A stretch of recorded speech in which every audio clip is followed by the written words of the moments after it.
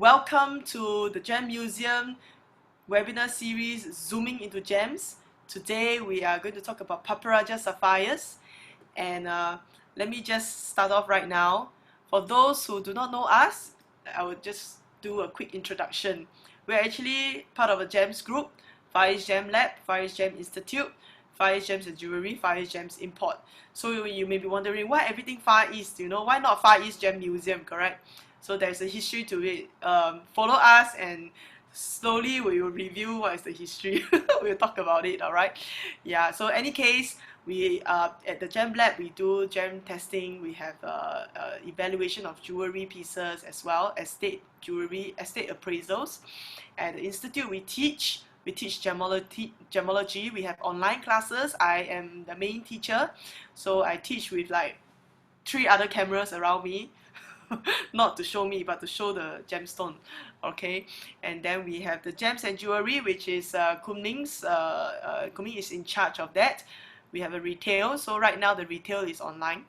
And Far East Gems Import, which we do wholesale. We also help customers to source for gemstones, specific gemstones that they like or they are looking for. And of course, here you are joining us at the Gem Museum, and we bring education to mass public in a fun and very interactive way, the best that we know how. So welcome once again, and this evening we are going to have Mr. Andrew Neo to share with us Padparadscha sapphire. So Andrew, over to you. Hey, thank you, Huiying, for that introduction. Welcome everyone to our second webinar of the month. Today's topic is we're going to talk about Padparadscha, the King of Sapphire. And as Huiying mentioned, they are the co-founders of the Gem Museum.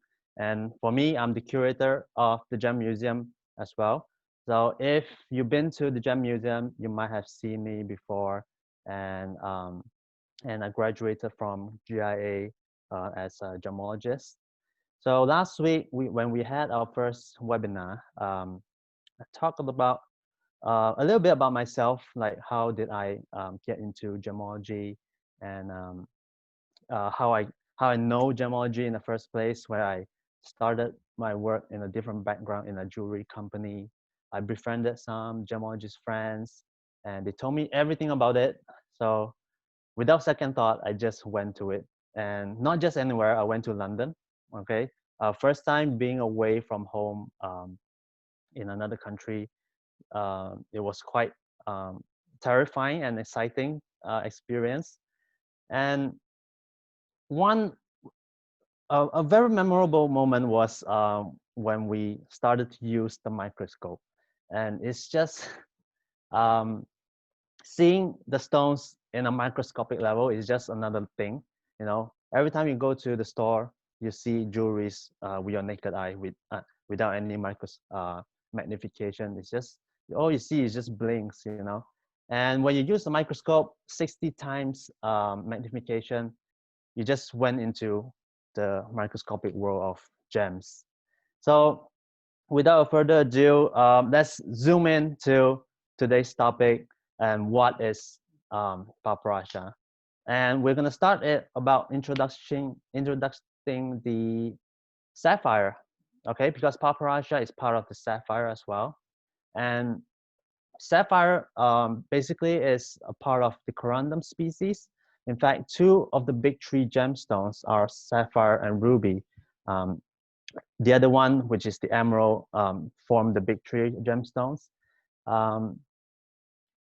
So as you know, also rubies are red, sapphires are blue, okay? And any other colors such as yellow, pink, green, violet are all considered fancy sapphires. Not to mention phenomenal varieties as well, like star and color change.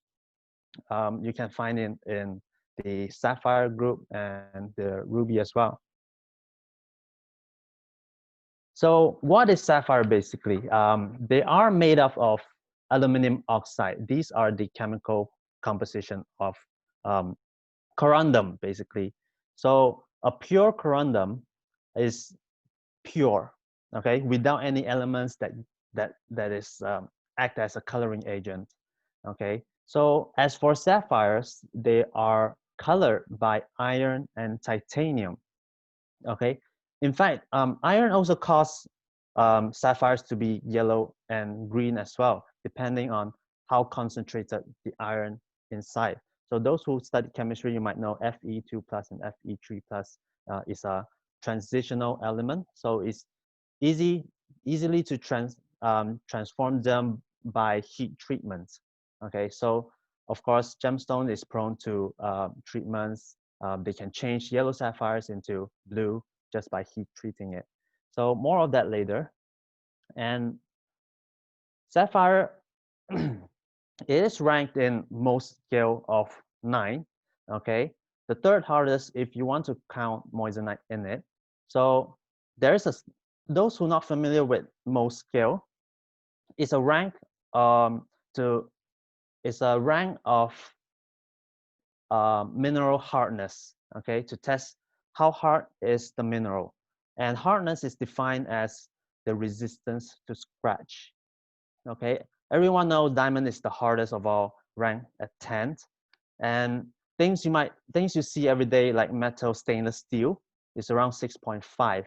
Okay, and corundum is ranked 9, so it's pretty hard, pretty durable as a gemstone, and it pretty much can cut anything, except for diamond and moissanite. So, and when it comes to Padparadscha, Padparadscha is an extremely rare orangey pink variety of sapphire. And it's actually considered one of the most beautiful stones and the most valuable among the sapphire. You can see the picture right here, a good looking Padparadscha, mixture of orange and pink. And it's actually colored by the element iron and chromium. So iron, like I mentioned just now, it can cause yellow and yellow and blue. So chromium causes red in ruby and pink in sapphire as well. So just a simple mixture of them creates this almost like bicolored sapphire. So have you seen this stone before? It's pretty rare, and so more of that. The origin of Padparadscha is first discovered in Ceylon, modern-day Sri Lanka. Okay, so why do I say Sri Lanka's pride? Because Sri Lanka is actually a home of many gemstones. It's a country that blessed with many gemstones, and many of the sapphires, huge ones like over 100 carats, are found in Sri Lanka. And for the Padparadscha, it's actually meant lotus flower in Sinhalese, a language spoken in Sri Lanka, a native language. So why do they call it that? Because of its rich pink color of the lotus, as you can see this picture here. So a Padparadscha is a mixture of orange and pink. But if you look at the lotus flower, you hardly see, it hardly resembles the Padparadscha. And why so? So to best describe the color of Padparadscha is a color combination of the lotus flower under the sunset orange light. So can you imagine? A lotus flower floating in the pond, and the sunset just hit it, you just become boom, Padparadscha, Yeah, so it's pretty amazing color, rare combination of color.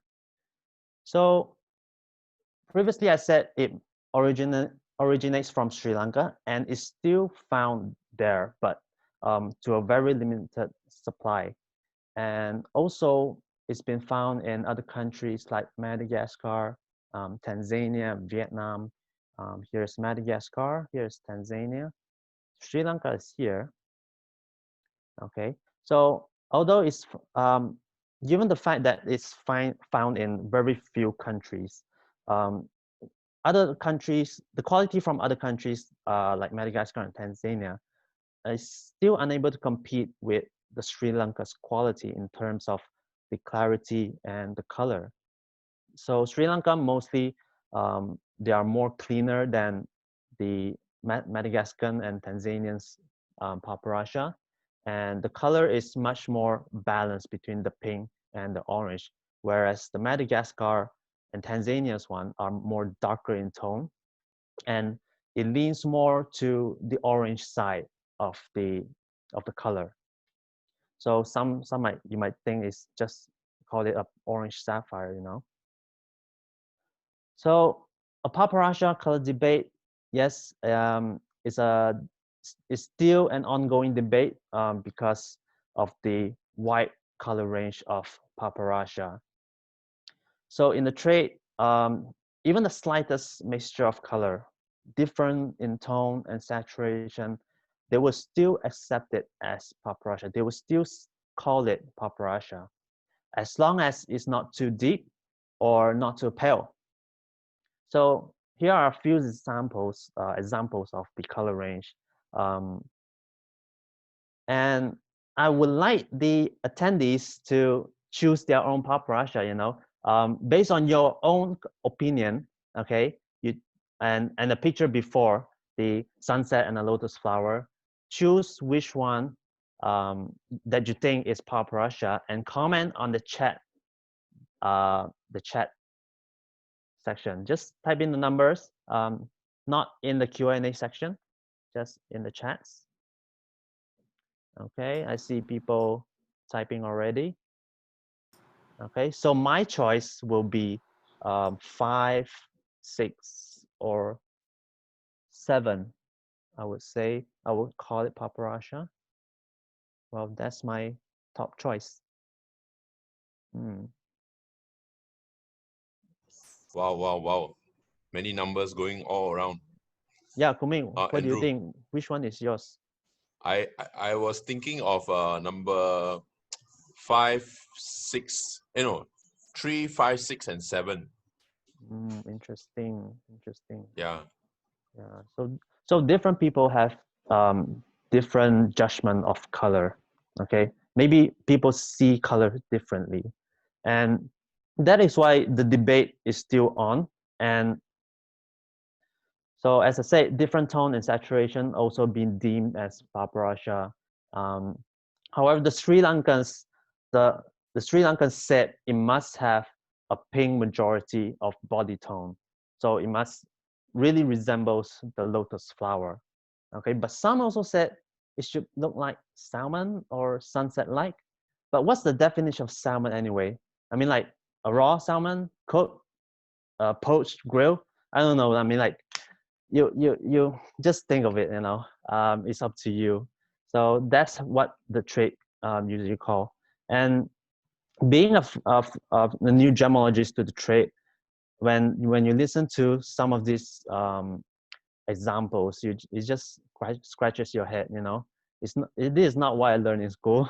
So you just have to go with the flow. Sometimes the trade is one thing. This is what the trade perspective. Okay. Whereas we'll go to the lab perspective.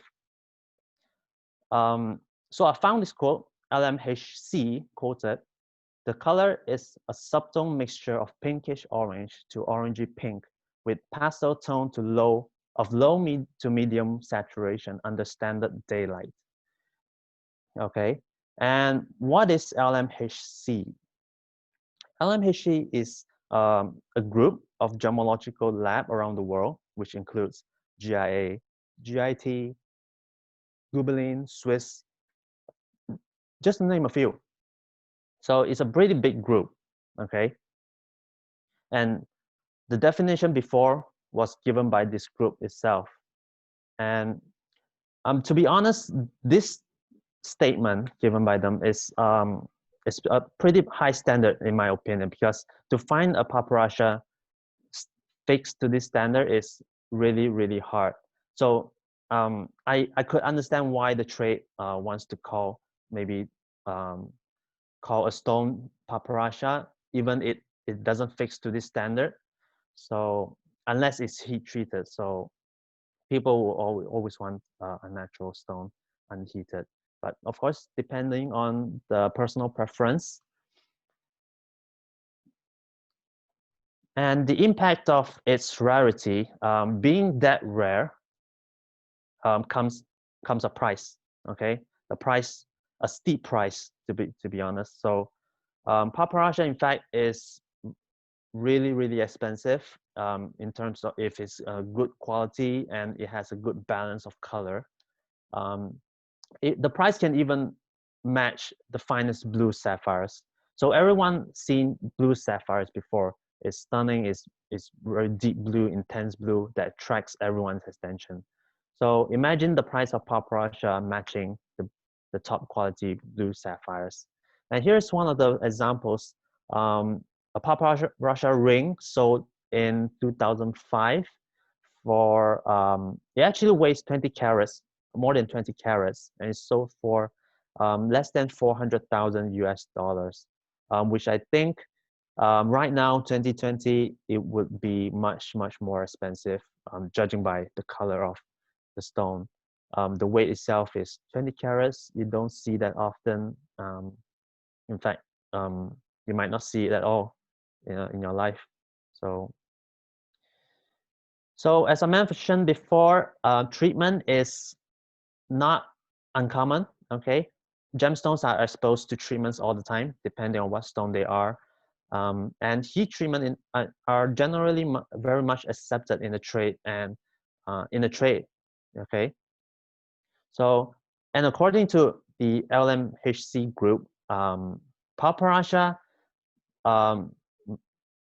for Padparadscha, people can call it, use the term even if it's heat treated.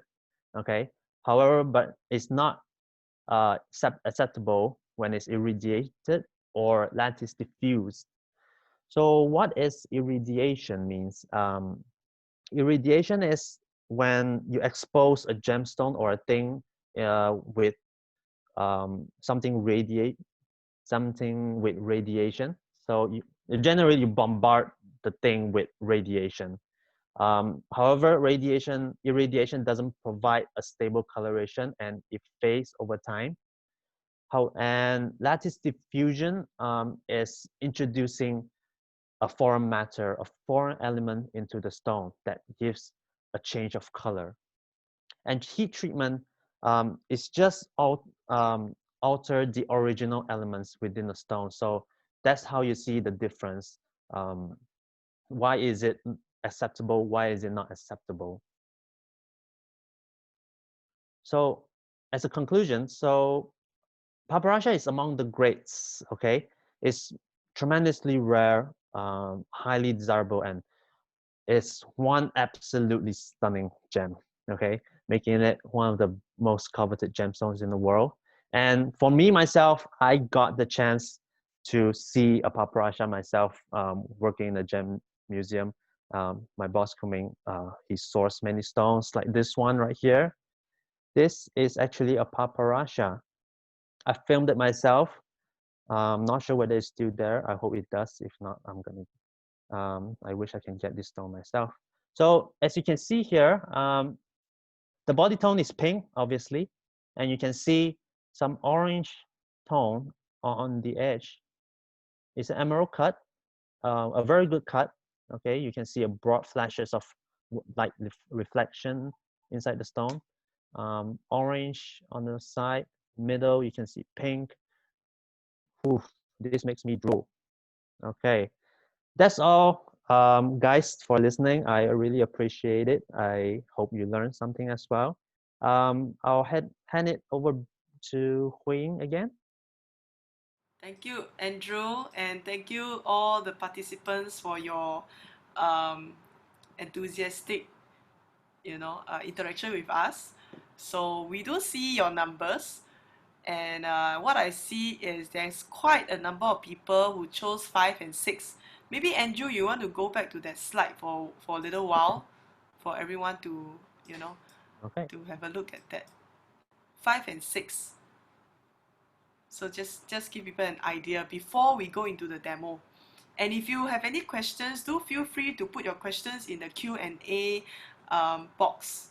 Yeah, So Flo, if you can put it in the Q&A tab, we will answer. We can type our answers or also answer live for you. Yeah. So keep the questions coming in. Yeah, we'll do Q&A in a little while more. Okay. So 5, 6, and what is the other? 5 and 6. Mostly 5 and 6. I see a lot of people choosing 5 and 6. So Kunming, do you have anything you want to say about 5 and 6 from the Yeah, picture? I think 5 and 6 is the one that is most obvious because you can see the orangey and pink together. If I think somebody was saying there's some zoning in colors. Yeah, that's why it's so rare, because Papraja, it has orange and pink together. And just like, I think Andrew's description was really good, to see a lotus flower under the sunset. So the body is pink, and then when you shine the sunset orange light on it, then it has that kind of, kind of texture of the color. So Yeah. I think all of these pictures, later we will show you some actual stones. It's very common to be confused, because Papradscha, as you can see, the orange, it actually happens in streams, in seams of the stone. Sometimes in different angles, you get to see that kind of orangey pink color. So you still, and as because it's so rare, the dealers will also want to call it as a Papradscha. Yes. Yeah, Huiying. Yeah. Okay. Sorry.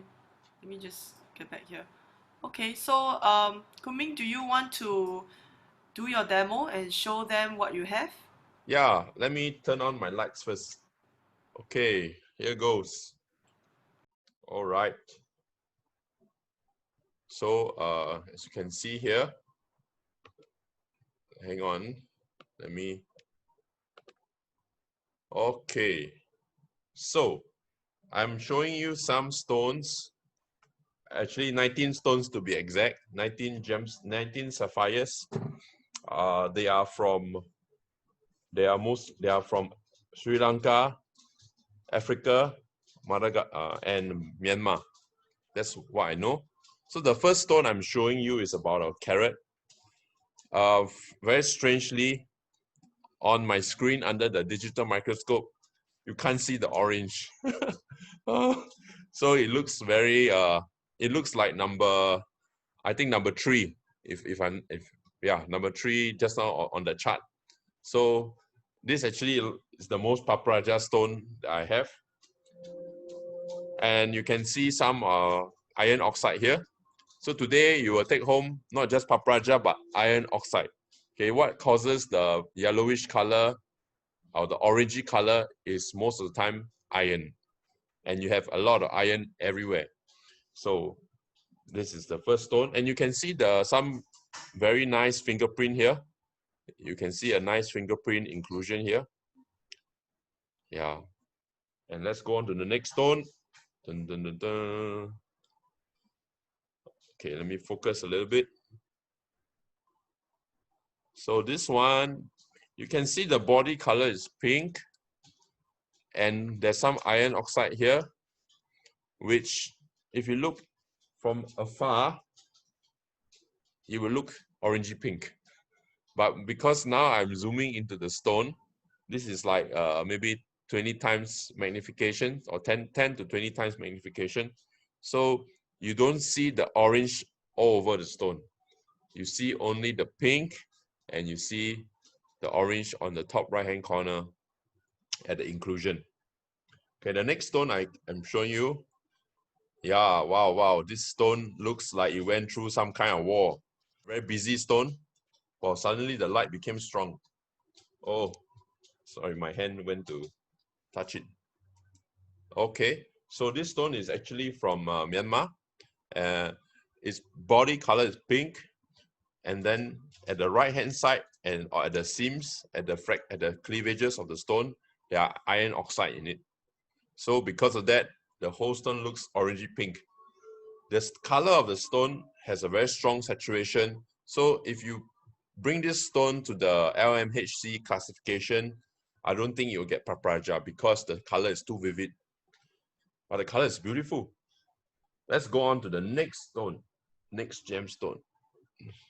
Okay, this one is again very similar to the second stone I've shown you. Let's try to zoom in a bit, zoom out. Yeah, you can see it's like purplish pink, but at certain areas, like here, you can see more orangey. Again, because I zoom into the stone, you see more of the pink. If you look later on, I will use my iPad to show you an overview. You realize that the color will change again.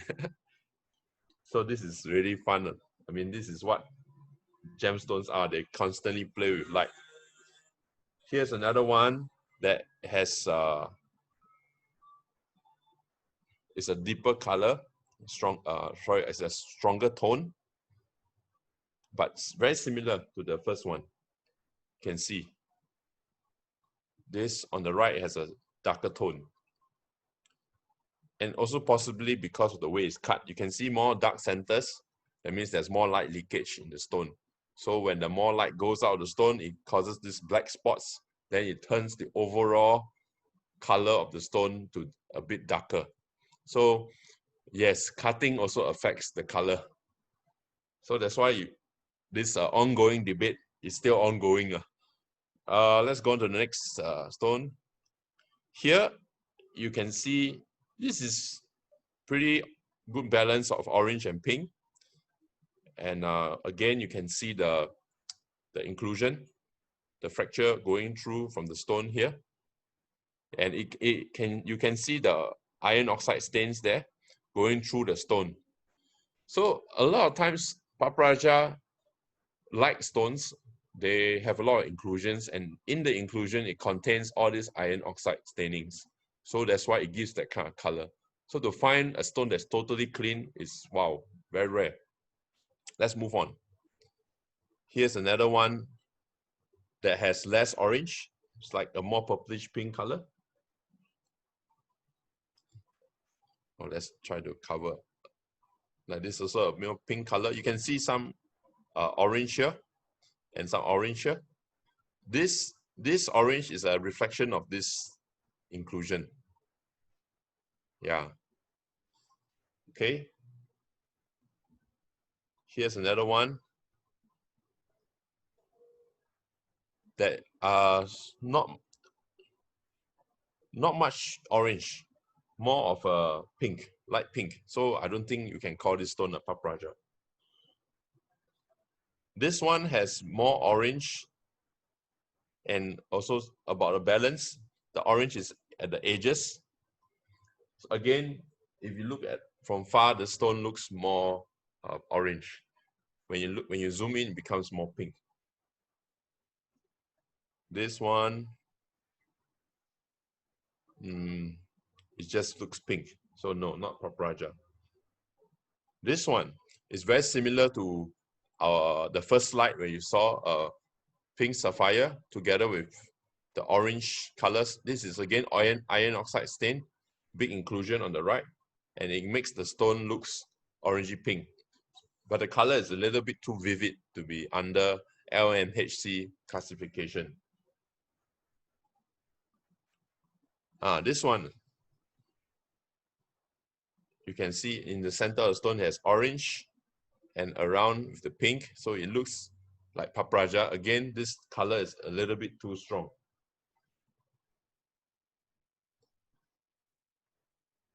This one, let's sharpen it a little bit. Okay, it looks pink. You can see like a brown here. So this has more brown than orange. The actual stone, later you can take a look. It looks like a, I don't know how to describe the color. This, again, a lot of iron oxide staining around the stone, but the color is a little bit too vivid. Now I'm going to the end of the last 4 stones. Okay, these 4 stones are more orange. All right, let me turn down the light because it's very strong. Yeah. Okay, so you can see this, the whole stone is orange, a slight tinge of pink around, and also it's due to the lighting. Nope, not Padparadscha. This one again, a lot of orange all over. It's orange sapphire. This one looks like a Padparadscha. You can see orange and pink. It's quite a close to so-called salmon color and peach color. Yeah. Last but not least, the biggest stone in the whole lot is a Sri Lankan orange sapphire that is unheated. Okay, this one I have to adjust because it's so much bigger. Let me take my... Okay, and it has a very big bottom, so it can't sit properly. Whoa, whoa, whoa. And it's very, very... Okay. Hang on. Yeah, so this is the orange sapphire.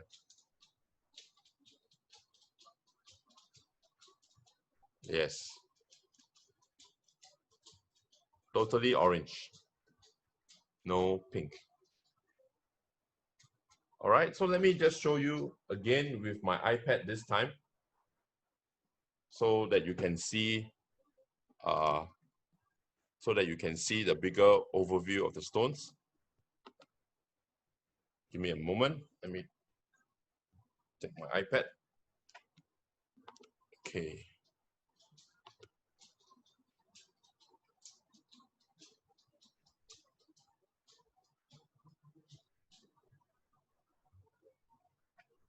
So if you have any questions, please feel free to write in to...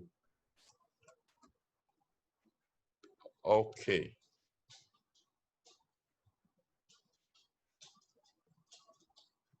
There you are.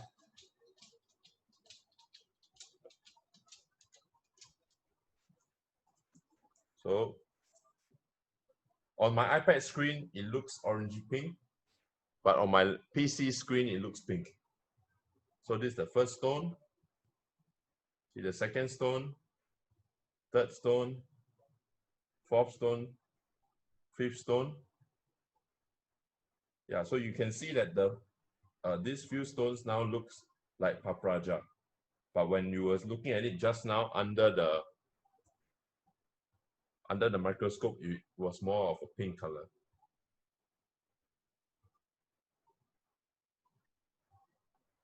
And the last few stones are more orangey. So from here, there's so many factors. Literally, the cut plays a big part. The inclusions play another part, and the body color plays another part. So that's why people are still debating about what are Padparadschas. See this very beautiful color, very vivid color. But yeah, according to the classifications, you can't call this Padparadscha. So one of the biggest challenge is buying a Padparadscha without a certificate. Can you imagine you are on a nice sunny day outside and you are at the gem market and you saw a beautiful stone. It looked so beautiful and it was a good price. You bought it, and because it was on a nice, bright, sunny day, it looks so nice. It looks like Padparadscha. You send it to the lab, and when the results come out, you get orangey pink sapphire. Suddenly, the value drops by, I don't know, by 80%. Yeah, that happened to me a couple of times. So I stopped buying Padparadscha for sales. I just buy it for my own collection. So yes, that's all for my section. Maybe we can move on to the Q&A. or the next part, Huiying? Yeah, so before Kunming answer all the questions, I've already answered some of the questions. So if you're not satisfied with the answer, please feel free to, indicate, and then Kunming can add on to what I've already answered.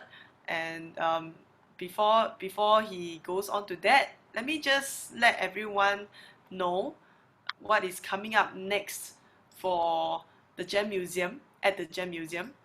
Alright, so we mentioned about the moving out sale. It's going to happen in the whole month of July, and there are many different rocks, gemstones, minerals, and even jewelry pieces is going for on a special discount. Okay, there are some that is up to 70% off. So again, we are putting up all this on our e-store. So once it is up, you can actually go just shop, for the entire month. Yeah. And other than that, Father's Day is coming. So we're going to also have some featured rocks and minerals at the 30% off now till June, for one whole week next week, actually, up to next week. And it will be on our Carousel site, the Gem Museum shop on a Carousel. So feel free to browse through some of the rocks and minerals that we have over there, right? For yourself or for your father also can. And the next webinar that we're going to have on next Saturday, 8 p.m., the Gem Museum webinar series with Andrew, Kunming, and Huiying. We call it Zooming into Gems. We're going to talk about cat's eye, right? Cat's eye gems. And this is a very beautiful piece of cat's eye over here. So once again, Kunming is going to show you some of our collections and some of the gems that we actually have collected over the years. Okay. And because the Gem Museum is by Fire Gem Institute, so we have some classes going on. You can have a look at this website, this page, firegeminstitute.eventbrite.com. And of course, finally, you can contact us at the Gem Museum or at the Gem Museum shop if you're interested with some of the items that we sell. So now, Kunming, would you like to answer some of the questions over there, which I've answered some of them, and you can answer the rest. Okay. So Sukdeep has a question. I know it depends on a number of factors, but on average, what are some example of prices of Padparadscha? And Flo also asks, what is the price like these days for 1 carat? This is a hot topic because there's so many prices flying around all over the world on the internet. You can find Padparadscha from a few $100s to a few $1,000s to $10,000-$20,000. I think to put an exact price to it is very difficult. I have seen Padparadscha like below a carat going for $1,000. I have seen stones that are like maybe 1 carat going for $600, $700. But it really depends on the clarity. If you have I remember selling one stone. It's a half a carat, but beautiful color, top quality, and I think I sold it for $1,800. Yeah, so or is it $1,000? I can't remember. It's like 1,000 range, and it really depends on the quality of the stone. Even so, it's very hard to put a price directly on it. So the best way to look is going on the internet, going onto the gem market, looking at different types of Padparadscha, and with the certificate, of course, getting a proper certificate, because many times people try to use the certificate to sell the stone. I guess when you look at the color and you appreciate the color, that's where you can really put a price to it. Yeah. So Kunming, show us one of the stones that you have and give an idea. You can give an idea of the price. Okay, probably. hang on. Yeah. Hang on. I can stop share. You can share. Let me share my your microscope again. Yeah. Okay. So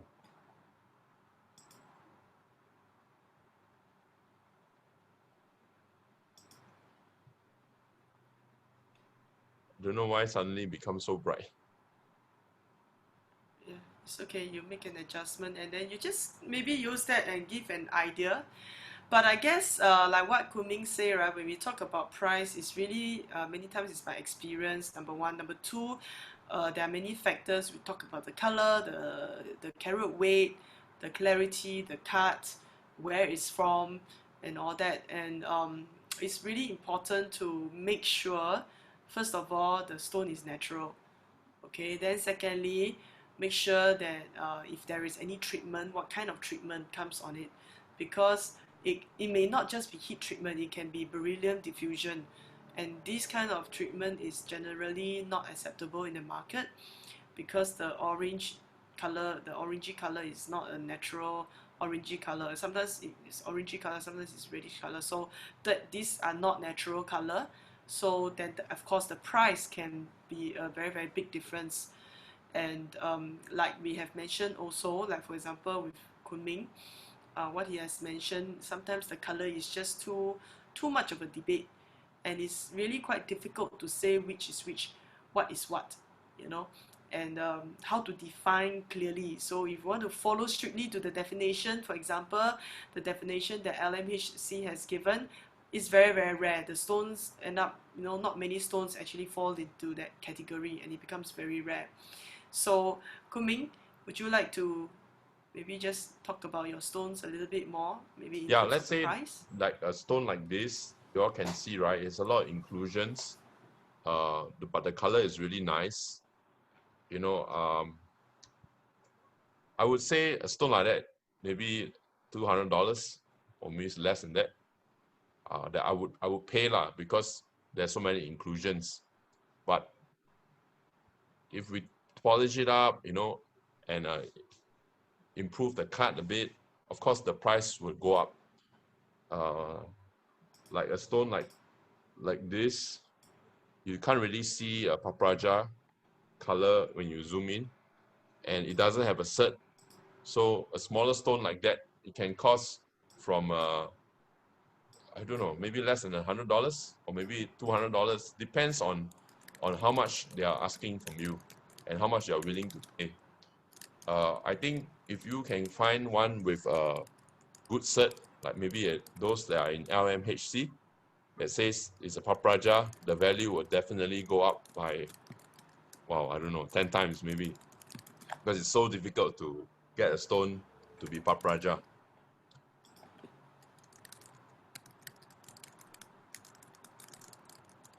And of course, as you can see, a lot of the stones I'm showing you, they're not so clean. So of course, when the stone is not so clean, the price tend to go down by a lot. Yeah. So we have another question here. Does Far East Lab do testing and certification for such a stone? My father does testing for stones. So for heated or no heat, but he doesn't give like the so-called the grading of Padparadscha, because first thing is that there's extensive research that need to be done, and after that, then you can give a name Padparadscha. It's based on a master stone, a master set. Most of the time, we just give whether the stone is orangey pink, and then whether the stone is heated or is no heat.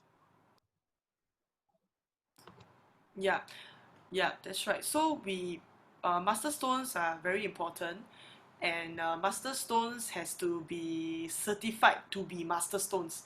So the criteria to be master stones is much much more stringent than stones that are just a normal stone. So it's the same with the diamonds and all that. So that's why sometimes lab certification can be very expensive. That's because of that reason. Imagine master stone, I need like 5, at least 5, so that I can make a comparison. Each stone is already costing so much money. So at the end of the day, when it comes in for lab certification, the price of the certificate will actually go up. Yeah, so in the market, I think lab reports are important, okay, for and we need to understand the different labs where their actually their credibility and all that. And of course, what is your purpose of certifying the stone? You know, if you want the stone to be certified as a Padparadscha, for example, then you go to the labs that have the capabilities to do that certification. Otherwise, if it is a normal stone, say for example, even for cashmere sapphires or any other sapphires or royal blue sapphires and all that, so all these are it can be because of the term, the trade term, is very how do you call it? It's very restrictive in that sense. And as a laboratory, we need to be very, very careful how we give that name on the certificate. Yeah. Yeah, wow. So that's all we have for you today for Padparadscha. If you still have any more questions, please feel free to email us. And what are we doing after this, Huiying? Their questions, will you record it Oh, down? so yeah, so for our sessions, what we do is that after the webinar, we will have an article to add on to really summarize what we discussed, you know, during the webinar session. And look out for the article. It will be up within the week. And of course, the video, we will have the video on YouTube as well for everyone to review. And you know, if you still have any more questions, you can still put on in the comments of our video for YouTube and Facebook. Yes, so we hope that you enjoy this session. And I know we always say it's 1 hour, but I think we want to make it a little bit more interactive, so we have like stones, we do demo and things like that. Yes, so we thank you very much for joining us. Kunming, you have anything? Andrew, you have anything you want to add on? Thank you, Flo, for your questions. Thank you, everyone, for your questions. Yes? Huh? Why are you all so quiet? Yeah. No, I'm okay. So make sure to join the next week and the week after that webinar. So yeah. Yes, so from now onwards, we're going to do it this way. We're going to have the sharing, and then we're going to have the demonstration with gems, actual gems, and we're going to have like discussion. So this is how our webinar is going to be like. Yeah, Kunming, you want to say something? Okay, just a short since for you those who stayed here. I want to share with you something about the sapphires that I don't a secret. Do you want to hear a secret about the sapphires? So, what is this secret? Do you know that you can actually change the color of your stones, or rather intensify the color of your stones? All right, so let me share with you some photos I took today. And I actually suntan my stones today. All right. Let me just show you a short video.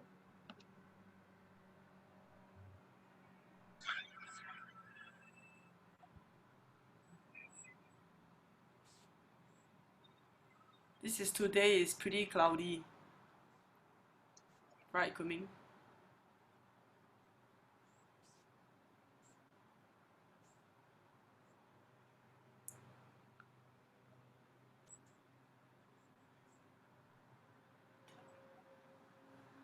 Kunming, so what happens? Okay. So sorry, it got stopped. Let me show you what happened to my sapphires. Okay, those of you who have yellow sapphires, you can try this, and even the pink sapphire. So let me see, where is it? There is the before. So where is the before and after? So you can see here on the right side, here is before and the left is after. You can see this pink sapphire was a bit lighter, and then later on it become a bit more vivid in color, deeper in color. And you can see here, this is the right side is a light orange or dark, I would say not so light, a light orange. Then on the left hand side, you see the color intensify. Right side here, this pink sapphires didn't have so much of an orange tone in it. On the left side, you can see it started to have a bit more orangey tone. So it looks more like Padparadscha. This one here, this stone, now looks more strong orange in color. So this is something that happens when you sun them, okay? It's a temporary, but it lasts a few days to a couple of weeks. So like for instance, this is a yellow sapphire before the suntan treatment. Okay, not treatment, I would say experience. So after sun tanning, you can see, wow, it looks so beautiful. And here another one, these are like very light yellow, super light yellow, and voila, you see, Wow. becomes wow, I don't know, speechless, don't know what to say. So you can do that. These are not been Photoshop, these are all Yeah. taken as is. This morning, 10:35 a.m. under cloudy sunlight, and you can see the difference. So, yeah. So this is again the best. This on the left is after sunning, and on the right before sunning. So yes. So try this out on your sapphires. Note, please do note, I did these stones on sapphires that were not heated. I have tried on some other stones accidentally, and the color faded, such as blue zircon. I placed my blue zircon beside the window, and the next day I came in, the color became lighter. I had to heat it on the oven. I mean, on the pan, frying pan, to improve the color again. So sometimes when the color is not so stable, yes, this is one of the issues. So yeah, try it out. Okay, that's all I have for today. Thank you very much. Thank you, everyone. Thank you very much. So if you have a sapphire, you try to suntan it. Maybe you can take a photo before and after and put it on our Facebook. Yeah, put it on our we Facebook, can do some please. interesting discussion. Yeah. All right. So thank you very much for your attendance. Thank you very much for joining us. See you next round in Zooming into Gems. Bye. Have a great evening and a great weekend. Thank you. Bye. Bye.